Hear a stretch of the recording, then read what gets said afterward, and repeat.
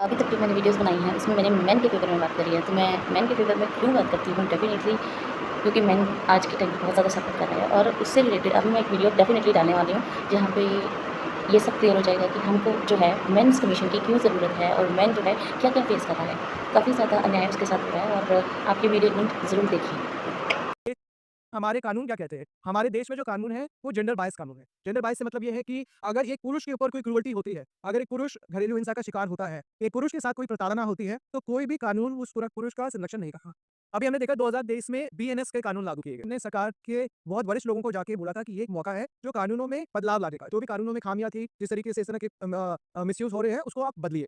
देखिए, हमारे देश में एक महिला वोट बैंक को एक वोट बैंक की तरह देखा जाता है। जितने भी कानून बनाने वाले हैं, वो इस दबाव में रहते हैं कि हम कुछ इस तरह का बदलाव कर देंगे, तो शायद एक आउटरेज हो जाएगा सोसाइटी में। कोई बदलाव नहीं किया गया इन कानूनों में। तमाम हमने रेप के केसेस देखे हैं, जहाँ पर इनोसेंट लोगों के ऊपर झूठे रेप के केस कर दिए, उनको जेलों में डाल दिया गया, महीनों सालों तक उनकी बेल नहीं होती है, उनका करियर खराब हो जाता है, उनकी मान-मर्यादा, उनकी प्रतिष्ठा, उनका पैसा, उनकी नौकरी सब खत्म हो जाती है।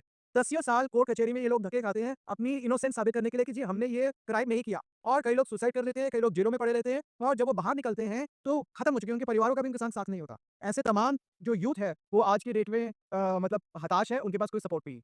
पूरे देश से 19 अप्रैल 2025 शनिवार है, पूरे देश से लोग आ रहे हैं और दिल्ली में जंतर-मंतर पे आंदोलन हो रहा है। समाज परेशान है, परिवार परेशान है, आत्महत्याएँ हो रही हैं।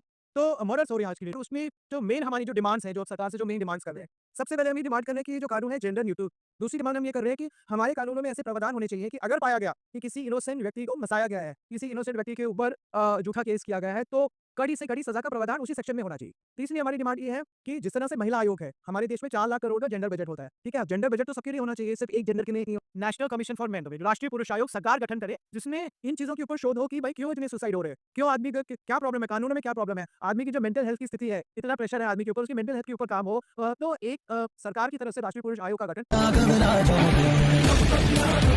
तो अब 19 अप्रैल को तो डेफ़िनेटली सत्याग्रह का मेन होने वाला है। लेकिन अब औरतों का क्या कहना है? औरतें जो हैं एक्चुअली में ये चीज़ें क्यों ज़रूरत पड़ी है मेंस के लिए वॉइस आउट करने के लिए और पूरे नेशन में जो है इसकी आवाज़ जो है बहुत ज़्यादा गूंजना शुरू हो गई है।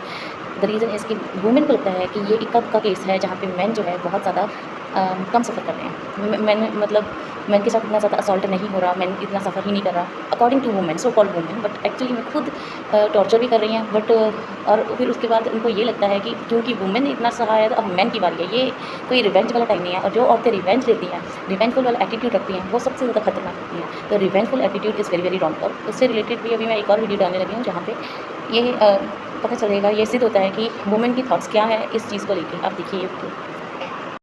ब्रो मतलब 2-4-6 केसेस क्या आने लग गए लड़कों के, लड़के लोगों की गांड फटी पड़ी हुई है, सब जगह दहशत फैला हुआ है कि महिलाएं अच्छी नहीं होती है, हर एक औरत सेम होती है। क्यों भाई? आज तुम्हारे ऊपर लगी तो गांड फट गई, सारी महिला समाज को नहीं बोल रहे हो ब्ला ब्ला ब्ला। और हम लड़कियां बचपन से लेके आज तक सिर्फ इसी इनसिक्योरिटी में जीते हैं भाई कि कल कुछ ना हो, परसों कुछ ना हो। आज तुम पे आई तो तुम्हें सारी दुनिया देख ली, तुम्हें शादी नहीं करनी, तुम्हें कुछ नहीं करना। तुम्हारे साथ क्या होता होगा भाई? जब लड़कियों के साथ रेप होता है तो लड़के बोलते हैं अरे यार हर लड़की सेम नहीं होती, लड़कियां तो छोटे कपड़े पहनते हैं इस वजह से रेप होता है। अब हम तुम्हें बोले कि हर औरत सेम नहीं होती है, तुमने गलत लड़की चूज करी है तो तुम्हारे साथ ऐसा हुआ है। क्यों? अब तुम्हारी गांड फट रही है 6 केसेस में, हमारे यहाँ हजारों केसेस हमारे ऊपर बनते हैं, हजारों केसेस होते हैं, सब तब चाहते हैं भाई। समझ आई? This is called fucking karma. समझ आई? पहले हम सोचते थे कि कैसा लड़का मिलेगा, कैसा ससुराल मिलेगा, अच्छा मिलेगा या खराब मिलेगा, जलाने वाला मिलेगा या काटने वाला मिलेगा। अब तुम सोचते हो कि कैसी लड़की मिलेगी, कहीं मुस्कान जैसी होगी, जैसी लड़की तो नहीं मिल जाएगी, यार आबाद की बदले बात तो नहीं कर रही। समझ आ रहा है? समझ आ रहा होगा ना? अब अपने ऊपर जब डंडा लगता है ना तब असली एहसास होता है। ठीक है भाई, कर्मा कर्मा कर्मा ब्रो।